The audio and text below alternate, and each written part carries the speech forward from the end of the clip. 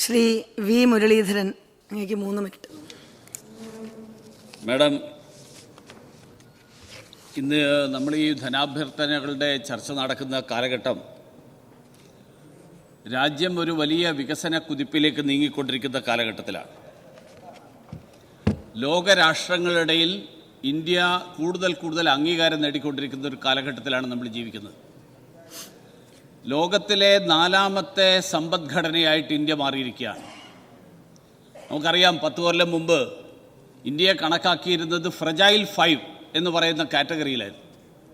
അവിടെ നിന്ന് മാറി ലോകത്തിൽ ഇന്ത്യയുടെ സമ്പദ്ഘടന മറ്റെല്ലാ രാഷ്ട്രങ്ങളുടെയും സമ്പദ്ഘടന മൈനസിലേക്കും അല്ലെങ്കിൽ 1% നിൽക്കുമ്പോൾ ഇന്ത്യ മേജർ എക്കോണമീസ്, അങ്ങനെയുള്ള വൻകിട സമ്പദ്ഘടനകളിൽ 6%, 6.5% വളർച്ചാ നിരക്ക് കൈവരിച്ചിട്ടുള്ള ഒരു രാജ്യമായിട്ട് തുടരുകയാണ്.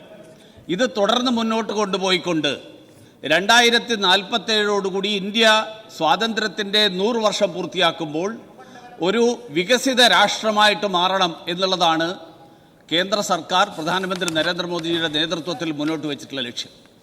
അതിലേറ്റവും പ്രധാനപ്പെട്ട ഒരു പങ്ക് വഹിക്കേണ്ടതാണ് വിദ്യാഭ്യാസ മേഖല. ആ വിദ്യാഭ്യാസ മേഖലയ്ക്ക് ആ തരത്തിലുള്ള ഊന്നൽ നൽകാൻ വേണ്ടിയിട്ടാണ് 2020 ദേശീയ വിദ്യാഭ്യാസ നയം നടപ്പിലാക്കാൻ കേന്ദ്ര സർക്കാർ തീരുമാനമെടുത്തത്. കേരളത്തിൽ നമ്മുടെ വിദ്യാഭ്യാസ മേഖല കേരളത്തിൽ വളരെയേറെ മുന്നേറിക്കൊണ്ടിരിക്കുന്ന ഒരു മേഖലയാണ്. പല മേഖലകളിലും നമ്മൾ രാജ്യത്തിന് മുഴുവൻ തന്നെ മാതൃകയാണ്. സാക്ഷരതയുടെ കാര്യത്തിൽ, പ്രവേശനത്തിൻ്റെ കാര്യത്തിലൊക്കെ ശരിയാണ്. 99% കുറേ വർഷങ്ങളായിട്ട് 99% റിസൾട്ട് കിട്ടുന്ന ഒരു SSLC റിസൾട്ടാണ് നമ്മുടെ. പക്ഷേ നമ്മുടെ പഠന നിലവാരം നമ്മുടെ ഈ കിട്ടുന്ന ഈ റിസൾട്ടുമായിട്ട് ബന്ധമില്ല എന്നുള്ളതും വിലയിരുത്തപ്പെട്ടിട്ടുണ്ട്. ഇതിന് പരിഹാരമുണ്ടാക്കാൻ വേണ്ടിയിട്ടാണ് നിരവധി പദ്ധതികൾ.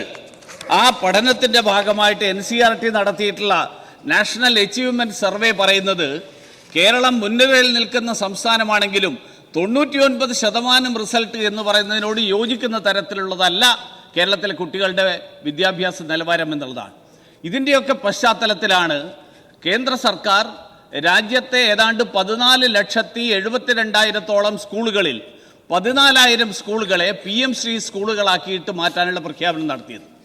PM-ശ്രീ സ്കൂളിനെ കുറിച്ച് ഇവിടെ നടക്കുന്ന ചർച്ച, കേന്ദ്ര സർക്കാർ കരിക്കുലത്തിൽ മാറ്റം വരുത്താൻ പോകുന്നു, കേന്ദ്ര സർക്കാർ സ്കൂളുകൾ തിരഞ്ഞെടുക്കാൻ പോകുന്നു, അങ്ങനെ എവിടെയും പറഞ്ഞിട്ടില്ല.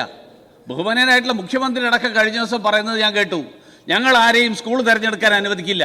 കേന്ദ്ര സർക്കാർ പറഞ്ഞിട്ടേ ഇല്ല സ്കൂളുകൾ ഞങ്ങൾ തിരഞ്ഞെടുക്കുമെന്ന്. സംസ്ഥാനത്തോടാണ് ആവശ്യപ്പെട്ടിട്ടുള്ളത് സ്കൂൾ തിരഞ്ഞെടുക്കാൻ. ഈ പറഞ്ഞ പദ്ധതി PM-ശ്രീ പദ്ധതിയിൽ ഒരു തരത്തിലുള്ള കരിക്കുലത്തിൽ മാറ്റം വരുത്താനുള്ള പദ്ധതിയല്ല. എന്താ പറയുന്നത്? Improving infrastructure, smart classrooms, laboratories and libraries. അവിടെ എവിടെയാ ഈ കരിക്കുലത്തിൻ്റെ കാര്യം? Digital education and vocational education, green schools, schools as mentors of neighbouring schools. ഇതിലെവിടെയാ ഈ കരിക്കുലം? കരിക്കുലം ഒന്നും കേന്ദ്ര സർക്കാർ ഈ പദ്ധതിയുടെ ഭാഗമായിട്ട് വിഭാവനം ചെയ്തിട്ടേ ഇല്ല. കരിക്കുലം എല്ലാ കാലത്തും NCERTയുടെ നാഷണൽ കരിക്കുലം ഫ്രെയിംവർക്ക്, ആ കരിക്കുലം ഫ്രെയിംവർക്ക് PM-ശ്രീ ഉണ്ടായാലും ഇല്ലെങ്കിലും അതിന് NCERTക്ക് ഒരു റോളുണ്ട്, സംസ്ഥാനത്തെ SCERTക്ക് റോളുണ്ട്. ഇതിൻ്റെ അടിസ്ഥാനത്തിലാണ് കരിക്കുലം ഉണ്ടാകുന്നത്. പക്ഷേ ദൗർഭാഗ്യവശാൽ നമ്മുടെ ഈ കേരളത്തിലെ ഈ ചർച്ചകൾ സങ്കുചിതമായിട്ടുള്ള രാഷ്ട്രീയ താല്പര്യങ്ങൾ മുൻനിർത്തിക്കൊണ്ട് നമ്മുടെ കുട്ടികൾക്ക്, രാജ്യത്തെ മുഴുവൻ ആളുകൾക്കും കിട്ടുന്ന ആനുകൂല്യങ്ങൾ നിഷേധിക്കരുത് എന്നാണ് എനിക്ക് ആവശ്യപ്പെടാനുള്ളത്. ഞാൻ അവസാനിപ്പിക്കാം. PM-ശ്രീയുടെ വെബ്സൈറ്റിൽ കയറി നോക്കിയാൽ അറിയാം, തമിഴ്നാടും കേരളവും ഒഴിച്ചുള്ള ബാക്കി എല്ലാ സംസ്ഥാനങ്ങളും, കോൺഗ്രസ് ഭരിക്കുന്ന കർണാടകയും തെലങ്കാനയും അടക്കം എല്ലാ സ്കൂളുകളും നടപ്പിലാക്കി.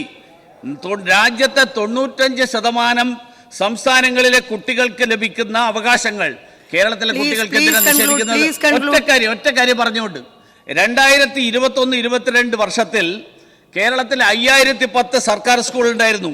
2023-24 സ്കൂളുകളുടെ എണ്ണം 4809 കുറഞ്ഞു. ലോക്സഭയിൽ വന്നൊരു കണക്കാണ്.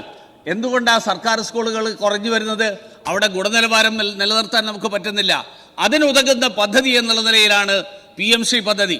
ഞാൻ അതുകൊണ്ട് ഈ ധനാഭ്യർത്ഥന രാജ്യത്തിൻ്റെ വികസന താല്പര്യം മുൻനിർത്തിക്കൊണ്ട് വിവിധ മേഖലകൾക്ക് നൽകിയിട്ടുള്ള മുൻഗണന, അതിന് അർഹമായിട്ടുള്ള ശതമാനം, ആ ശതമാനത്തോട് നീതി പുലർത്തുന്നതല്ല.